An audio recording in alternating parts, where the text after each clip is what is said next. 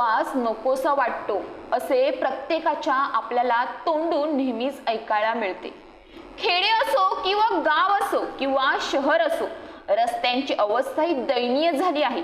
कोट्यवधी रुपये खर्च करून सुद्धा रस्त्यांमध्ये मोठमोठे खड्डे आपल्याला दिसत असतात। वाहन चालकांना जीव मुठीत घेऊन प्रवास करावा लागतो। दुचाकी असो किंवा चारचाकी असो किंवा त्यापेक्षा मोठ्या गाड्या असो, त्यांना वाहने चालवताना अनेक अडचणींना सामोरे जावे लागते। या रस्त्यांच्या दयनीय अवस्थेमुळे दररोज अपघात होत असतात। एक दिवस असा नाही की अपघात घडत नाही। त्या अपघातामध्ये किती निष्पाप लोकांचे बळी जात असतात, तर काहीकांना गंभीर दुखापत होत असते, तर काहीकांचा या भीषण अपघातात मृत्यू सुद्धा होतो। कधी कधी वाहन चालकाच्या चुकीमुळे अपघात होतात, पण जास्त प्रमाणात रस्त्यांच्या दयनीय अवस्थेमुळे अपघात होत असतात। शासन रस्त्यांसाठी कोट्यवधी रुपये खर्च करत असतो, पण कॉन्ट्रॅक्टदार ठेकेदार त्यांच्या घशात घालण्याचे काम करत असतात, त्यांचे खिशे भरण्याची कामे करत असतात। त्यांना जनतेचे काहीच पडलेले नसते। पालघर जिल्ह्यातील प्रत्येक रस्त्याची अवस्था ही दयनीय आहे, पण पालघर जिल्ह्यातील डहाणू, सरावली, केनाड या रस्त्यांची अवस्था अतिशय दयनीय झाली आहे। खड्ड्यात रस्ता की रस्त्यात खड्डा हे देखील समजत नाही। अनेक वेळा तक्रारी विनंती करून देखील गांभीर्याने या गोष्टी शासन बघत नाही आणि रस्त्याची कामे केली जात नाही। या रस्त्यावरती कित्येक वेळा अनेक अपघात झाले आहेत, काहीकांचे अपघातात मृत्यू सुद्धा झाले आहेत।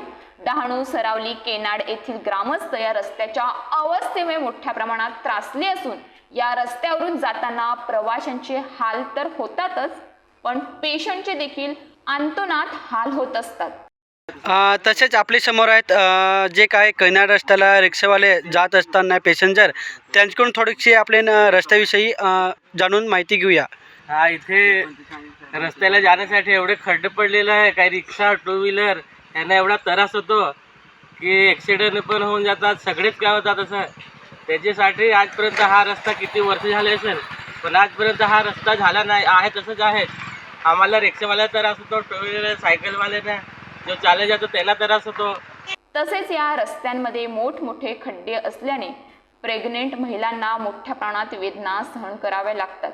तसंच बघायला गेलं तर ह्या रस्त्यावरून मोठ्या प्रमाणात रिक्षा ह्या जात असतात। रिक्षावाले दररोज सकाळी उठल्यानंतर प्रवाशांना घेऊन येऊन जाण्याचे काम करत असतात। तसेच आपले समोर कैनाडचे ग्रामस्थ दादा या ठिकाणी आहेत। यांच्याकडून आपण थोडक्याशी माहिती घेऊया की या रस्त्याविषयी आपल्याला दादा थोडक्यात माहिती बोलतील।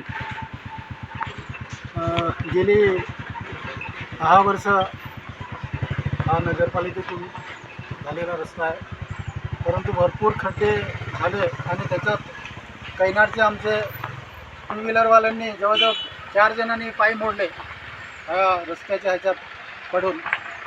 त्याच्यामुळे आमची अशी मागणी आहे की आता तरी ह्याच्यावर डांबरीकरणाचा रेल किंवा ह्याच्यावर दुरुस्ती व्हावी, ही आमची कैनाड आणि सरावली ग्रामस्थांची मागणी आहे। ह्या रस्त्याच्या दयनीय अवस्थेमुळे आपल्या मानवी शरीराची अवस्था ही दयनीय होतेच, पण बघायला गेलं तर गाड्यांची अवस्था सुद्धा दयनीय होते।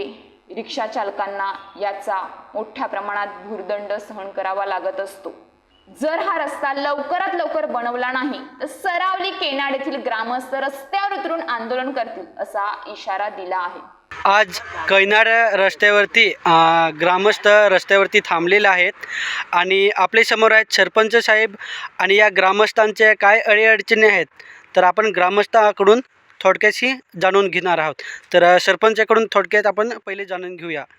सर, हा कैनाड रस्ता हा नगरपालिकेच्यातून बनवलेला आहे आणि जे कैनाड रस्त्याला जाणारा गाव पहिला सरावली, त्याच्यानंतर कैनाड रस्ता, कैनाड गाव, कारण की इकडनं जाण्या येण्यासाठी मोटरसायकल असेल, रिक्षावाला असेल, कारण सगळे डिटेली जाण्यासाठी हा रस्ता बनवल्याबरोबर आपण वारंवार पत्र व्यवहार करूनसुद्धा जे फाटलेला तुटलेला आहे ते आजपर्यंत त्यांनी दुरुस्त केलेलं नाही।